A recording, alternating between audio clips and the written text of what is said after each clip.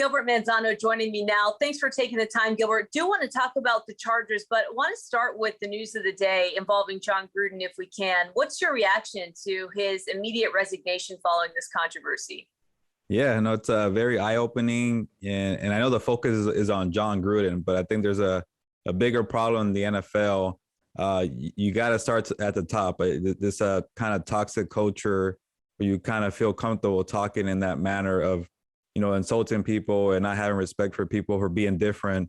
You got to start at the top and clean it out. And it's just kind of strange to me that Jon Gruden talks to reporters and the media in a polite way, but when it comes to behind the scenes, he's a different person. So I think just by taking this as a learning lessons for everybody to say, hey, be who you are, be true to yourself, and just kind of, to kind of put the politics aside, to put sports aside, just have respect for people and talk kindly of others. Yeah, we're going to all disagree, but if you have respect for everybody, I think everybody would be okay. But, it is, a Jon Gruden thing, but overall, I think the NFL has a bigger problem.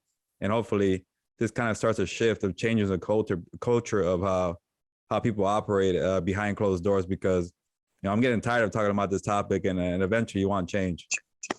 I imagine this is frustrating because the NFL, like you said, says one thing and then does another. I don't know. You don't want to put the blame in this particular case, I don't think, on Roger Goodell, because these are comments that are coming out of Jon Gruden's mouth, although he's certainly fallen short, like in key times when it comes to just making sure that the culture has changed. How surprising was this, given everything that we've seen, just to have another story come out that reinforces the fact that, that figureheads in this league are always saying one thing, and then they all get together behind closed doors and they say another. Yeah, the biggest problem I have is that these emails came from the investigation looking into the Washington football team and Dan Snyder, and they hid that. They didn't want to shed light on that. But when it came to Jon Gruden, they had no problem with that. So I don't understand why don't we just kind of release all the emails and kind of start to shake up there and kind of, get rid of this kind of, like I mentioned, toxic culture where people who are making the calls or calling the shots are comfortable speaking in this manner. But, it's a little surprising because it is Jon Gruden, who's kind of a celebrity from being in the Monday Night Football booth, and we all know him as Chucky. So for him to kind of do that, it's a little surprising. But at the same time, you're thinking, it's always been decades of people saying football is a man's sport, and they're always thinking kind of in that weird, way where you're thinking, we always got to be the old school way, and you can't change things. Well, it's time to create change. It's okay to talk about, mental health and how to fix the concussions in football. It's not about being who's the toughest. So I get that Gruden's frustrated with the changes, but to make football survive, you got to have a change. You have to create some safety rules and regulation. But the biggest thing is just have respect for people. If you're going to disagree to kind of make football better, that's okay. But overall, just have respect for people and not talk in that manner. And it's just kind of, strange that Gruden decided to talk about it in that way through emails. You got to be smarter than that. But at the end of the day, just don't talk like that and everybody will be okay. This was a byproduct of an investigation, like you mentioned, involving Washington. So do you think that because this is such a buzzy topic, such a headline topic, because it's Jon Gruden, that Washington is somehow going to have focus pulled away from their independent investigation when really that's where this whole thing started? I think it might be the opposite. I think people are going to be asking now to release the entire investigation, the emails, everything that they found when looking into Dan Snyder and that culture they had over there in Washington, because you don't want to make it a what's right, what's fair kind of thing, but just, keep it consistent. You can't hide something and then reveal something else. So like I mentioned, if you want to create change, you gotta show everything that's out there and have these tough conversations. It might make the NFL look bad. It might make Goodell look bad, but if you're serious about creating change, you got to show it all out there and allow people to start, conversating, having a good conversation about it. When you're hiring head coaches, you're thinking about this. When you're hiring general managers, you're thinking about that. So if we're kind of putting everything aside and putting it under the rug, nothing's ever going to happen. So I think the biggest thing right now is to kind of release everything and tell people that it's not okay to talk to people like this. It's not okay to operate this way. And it just, is kind of repetitive in the NFL. But, to have a big figure like Jon Gruden, him being part of this kind of shows you that, if he feels comfortable talking that way, I'm sure a lot of other executives and, shot callers feel the same way. This is such a backwards way of thinking, and I don't think it's fair to call it an old school way of thinking, because it's a morally corrupt way of thinking. I think it's probably the most accurate way to describe it. But when do you think that the league is actually going to implement, behind closed doors and in front of open doors, some of the ideologies that they say that they're committed to? Is it going to take, eradicating all of these figureheads who believe in this sort of old school boys club, racist, misogynistic ideology to make that happen? And is that something that's even feasible? Yeah, it's unfortunate that the NFL is now doing something because somebody got caught. You should have started doing, this shakeup a long time ago, like you mentioned, Carolyn. This kind of, toxic culture of decades and decades. That football is such a man sport. You can't change anything about it. It's perfect and this and that. No, we've seen the signs coming that you needed to shake up the NFL in different kinds of ways. And I get it. People don't like to talk about it. If you call somebody out, hey, you shouldn't speak that way, or you shouldn't do that, people might laugh at you. People might stop talking to you because they can't trust you supposedly. But if the NFL from the top, Roger Goodell was saying, hey, we gotta not just stop talking that way. You gotta stop believing stuff like that. Like at the end of the day, that's racism. You're not empowering women. You're not supporting women. You have female referees. You have female coaches. Just be inclusive to everybody. Just like I mentioned, just start by being, respectful and inclusive, and that might take you a long way.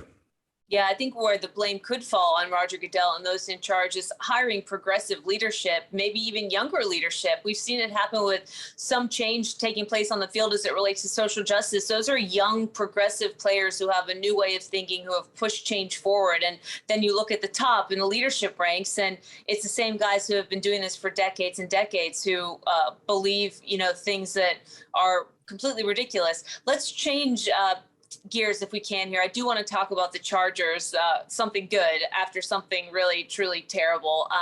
But Justin Herbert, man, like another solid week. How high is the ceiling? Very high. I don't think you can see the top right now. Actually, Keenan Allen, the wide receiver for the Chargers, said that in training camp that he has no ceiling and he's going to get better.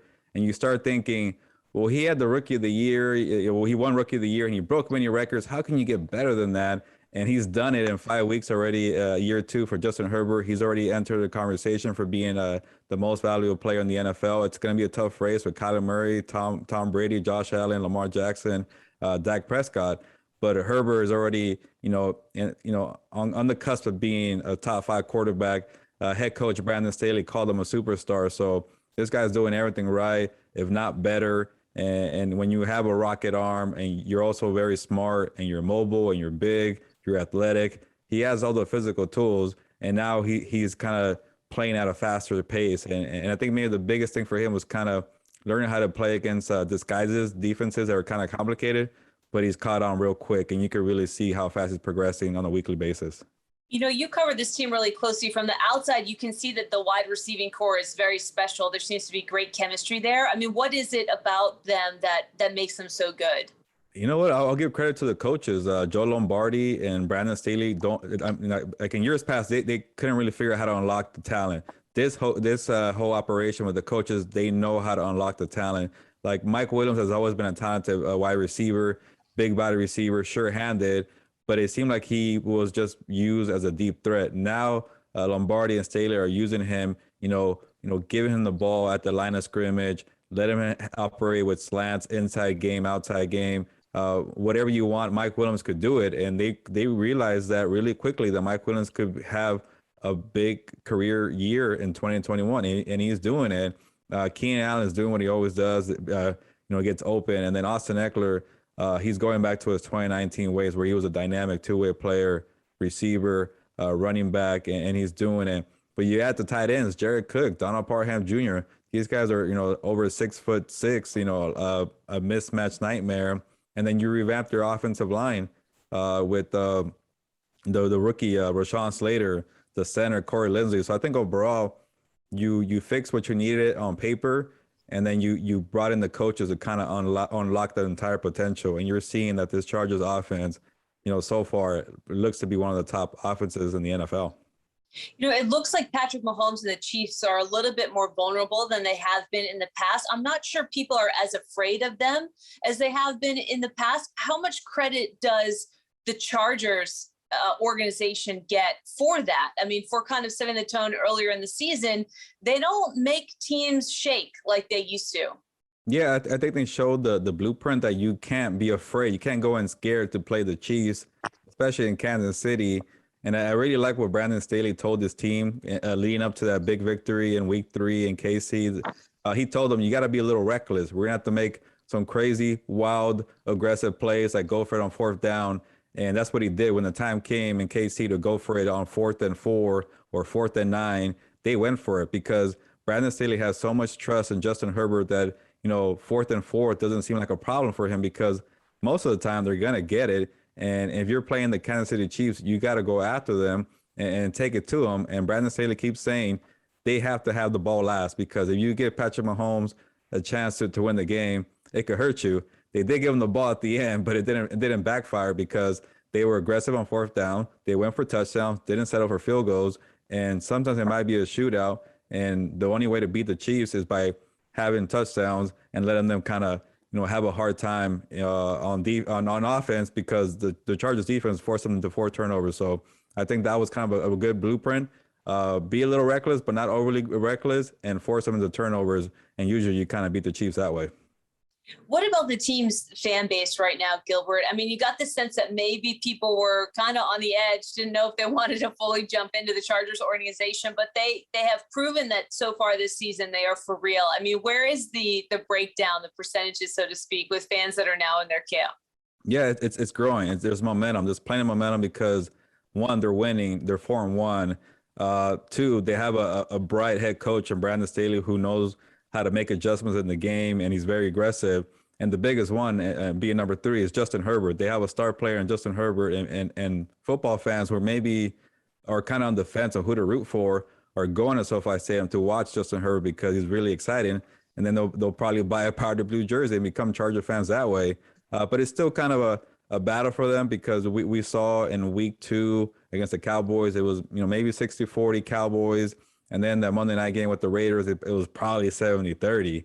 But when they played the Browns last week, maybe I think I gave the edge to the Chargers fans, 55-45. I saw a lot of powder blue. So, when you're facing the strong franchises like the Cowboys and the Raiders, you're going to have problems. And every team around the NFL has problems when those teams come to their place. But I think there is momentum. I do see a lot of excitement for this Chargers franchise, and I think a lot of credit goes to Brandon Staley and Justin Herbert, and I know people like to make fun they don't have any fans, but I'm seeing a lot of fans. I'm seeing a lot of powder blue jerseys. I'm seeing license plate decals with Chargers everywhere I go. I see Chargers logo, so I think they are growing, and it's a lot of credit to the head coach and the quarterback.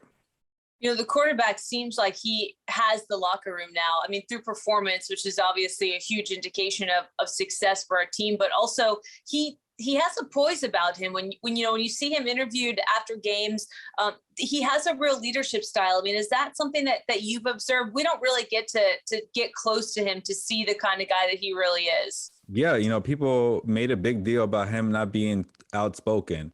And maybe people thought he couldn't be a leader in that way, that you need to be a really talkative person to be a quarterback in the NFL.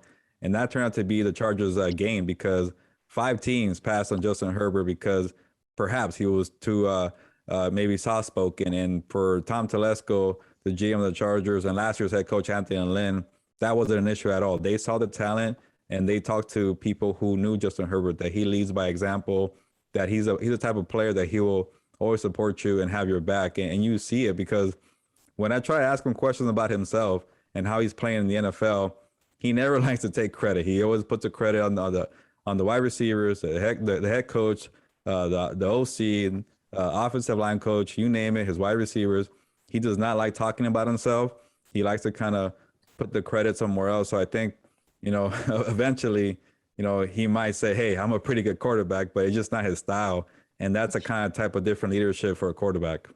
I think that raised a lot of eyebrows, and people said, hey, I think that this guy's for real when he was interviewed. And to your exact point, you could not force him to take credit for anything. I think it was Monday Night Football, but you're saying that you see that day in and day out, that he is kind of the prototype for what a servant leader is, where the credit always falls on somebody else. And I imagine that wins over an NFL locker room.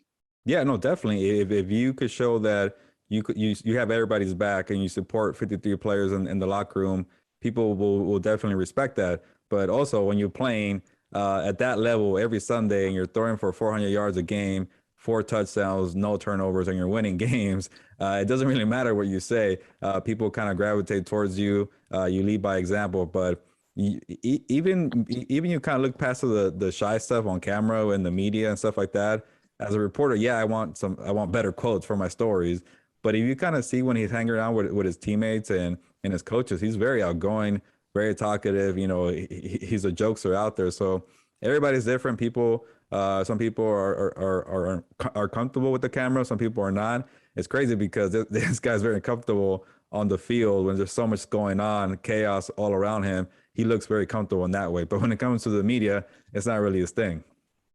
At this point, with what they've shown so far, are the Chargers legitimate Super Bowl contenders? Yeah, it's starting to look like that. It's crazy for me to kind of say that right now because I've covered this team for 4 years, and even in 2018 when they won 12 games, it didn't feel like a legit contender because they were winning a lot of close games in weird ways. And then 2019 and 2020, it kind of just fell apart. But it hasn't been perfect in 2021. But it just feels like when you have Justin Herbert, doing what he's doing, you have a chance in every game. And that's what we felt with Patrick Mahomes the last couple of years where, yeah, the defense wasn't playing so well, but you always have a chance because Patrick Mahomes is playing at a premier level. And that's what Justin Herbert is doing, which is crazy to think that in his second year, we're comparing him to Patrick Mahomes already.